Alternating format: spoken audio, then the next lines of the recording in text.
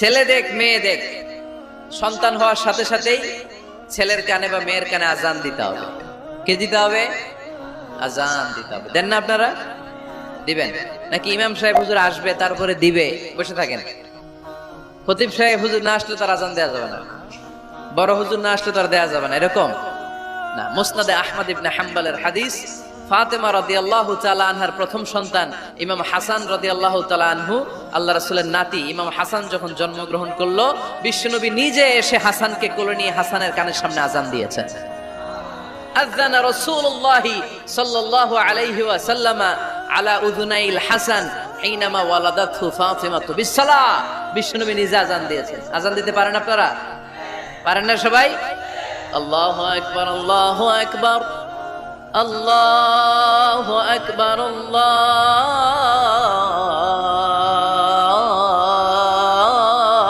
আকবার। পারেন না আজান দিতে? নিজের ছেলের কানের সামনে নিজে আজান দিবে। যদি নানা হয়ে থাকেন, নানা নাতির কানের সামনে যে নানাই আজান দিবে, চাচা যে ভাতিজার কানে আজান দিবে।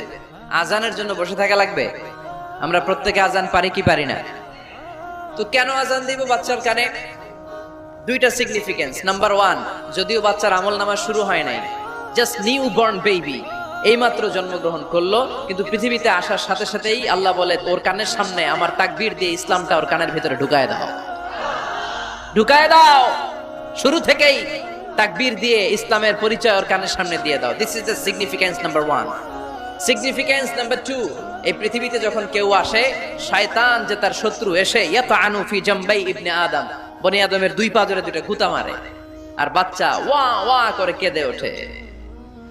বনি আদম পৃথিবীতে আসার সাথে সাথে শয়তান গুতা মারে আর জানান দেয়, তোদের কারণে আমি জাহান্নামী, তোরে সারা জীবন এমন ওয়াসওয়াসা আমি দিতে থাকবো, তোদেরকে জাহান্নামী বানানোর আগ পর্যন্ত আমি ক্ষান্ত হব না।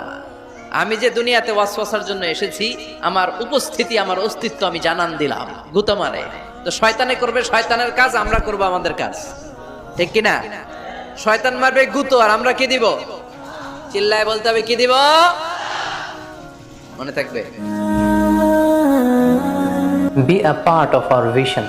Do listen and share the